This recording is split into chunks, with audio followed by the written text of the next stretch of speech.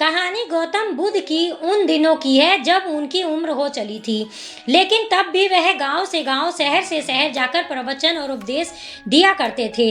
एक दिन वे अपने शिष्य आनंद के साथ गांव से निकल रहे थे और दूसरे गांव का रास्ता बड़ा लंबा था। चलते चलते थक चुके थे, उनकी उम्र हो चुकी थी, इसलिए चला भी नहीं जा रहा था। लेकिन अपने शिष्य आनंद को लगातार कह रहे थे कि कोई बात नहीं, पहुंच जाएंगे। वो लोग लगातार चलते रहे। कुछ व्यक्ति खेत में काम करते दिखाई दिए। आनंद ने कहा कि हे भगवान, पूछ लेते हैं कि कितना दूर और बचा है। तो उन्होंने कहा ठीक है। उस व्यक्ति से पूछा, बाबा जी कितना दूर और जाना है उस गांव के लिए? वो बोले बस 2 किलोमीटर और बचा है। भगवान गौतम बुद्ध उसकी तरफ देखकर मुस्कुरा दिए, वह भी उनकी तरफ देखकर मुस्कुरा दिया। उसके बाद वे वहां से आगे बढ़ गए और 2 किलोमीटर शायद पार कर चुके थे। आनंद को थकान हो रही थी। उसने फिर से कहा कि रुक जाते हैं, पूछ लेते हैं किसी से और कितना जाना है। उन्होंने देखा कि एक बूढ़ी अम्मा सर पर लकड़ियां लेकर जा रही थी। उन अम्मा से पूछा कि माताजी गांव कितनी दूर है?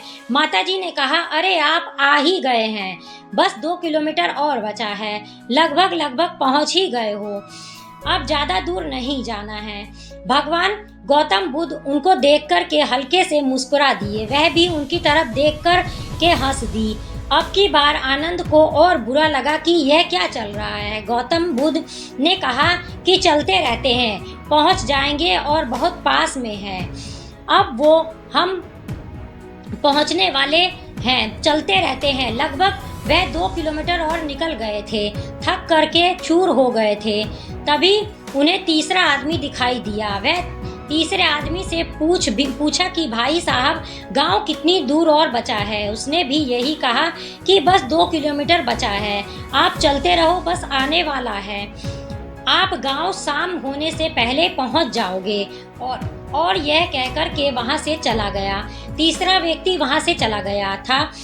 आनंद ने जो सामान उठाया हुआ था उसे जमीन पर पटक दिया और भगवान बुद्ध को कहा कि गुरुदेव, माफ़ी चाहता हूँ, मुझे मालूम है आप कहते हैं कि फालतू सवाल नहीं करने चाहिए, फालतू सवालों के जवाबों से हमारी ऊर्जा व्यर्थ होती है, लेकिन आज मैं आपसे पूछना चाहता हूँ, आप यह क्या करवा रहे हैं? पहला व्यक्ति दिखा तो उसे देखकर क्या मुस्कुरा दिए, दूसरी फिर माताजी को देखकर आप हंस दिए। हर कोई हमसे कह रहा है कि 2 किलोमीटर पर गांव आने वाला है, आप यह क्या कर रहे हैं? मुझे इसका उत्तर दीजिए, मुझे जानना है और मुझे अब चला नहीं जा रहा है। भगवान गौतम बुद्ध ने कहा कि शांत हो जाओ आनंद, मुझे मालूम है कि गांव अगले 2 किलोमीटर के बाद भी नहीं आएगा। तुम्हें शायद याद नहीं, लेकिन मैं इस जगह पर पहले भी आया हूँ और यह गांव 20 किलोमीटर है। जब पहले वाले व्यक्ति ने जो खेत में किसान काम कर रहा था उसने बताया कि 2 किलोमीटर बचा है, तब भी मैंने कुछ नहीं कहा, मुझे मालूम था कि दूर है, इसलिए मैं उनको देखकर मुस्कुरा दिया, वह भी मुझे देखकर मुस्कुरा दिए।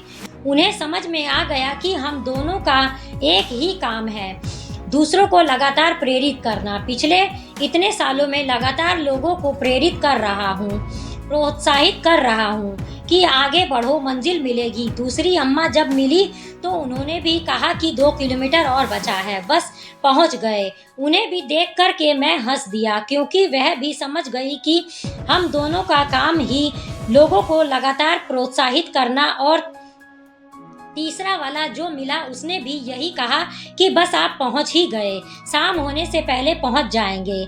हम सबका काम एक ही है, इसलिए हम एक दूसरे को देखकर मुस्कुरा रहे थे। मुझे मालूम है कि गांव दूर है, लेकिन तुम्हें अगर कहता कि 20 किलोमीटर लगातार चलना है तो शायद तुमसे इतना भी नहीं चला जाता। इन तीन लोगों ने हमें 2-2 करके 6 किलोमीटर पार करवा दिया। 2 किलोमीटर के भरोसे हमने 6 किलोमीटर पार कर लिया। मुझे मालूम है कि तुम थक चुके हो, आगे एक बड़ा सा पेड़ है, इसके नीचे आराम करते हैं, आज की रात यहीं बिताते हैं, कल सुबह फिर से चलेंगे, चिंता मत करो। लेकिन ये याद रखना, दुनिया में दूसरों को लगातार मोटिवेटेड करना मत भूलना। कहानी बहुत छोटी है, लेकिन असल ज़िंदगी में भी हमारे आसपास ऐसे लोग होते हैं जो हमें इंस्पायर करते और मोटिवेट करते चलते हैं। कुछ ऐसे लोग भी होते हैं जो हमें डिमोटिवेट करते हैं। ज़िंदगी में कई लोग कई तरह के मिलते हैं और मिलेंगे। हमें सिर्फ उन लोगों पर ध्यान देने की ज़रूरत है जो हमें पवित्र और सकारात्मक ऊर्जा दे सकें और जिनसे हम कुछ सीख सकें। नकारात्मक लोग न केवल हमें दुविधा में डालेंगे बल्कि हमें मंजिल से भी भटका देंगे। उन लोगों से करीबी बनाए रखें जो आपको उत्साहित और प्रेरित करते हैं। उम्मीद करती हूँ कि आपको यह कहानी पसंद आई होगी। मेरी इस कहानी से आपको बहुत कुछ सीखने को मिलेगा। कहानी अच्छी लगी हो तो एक लाइक, और मेरे चैनल पर अगर नए आए हों तो प्लीज़ मेरे चैनल को सब्सक्राइब ज़रूर करिएगा।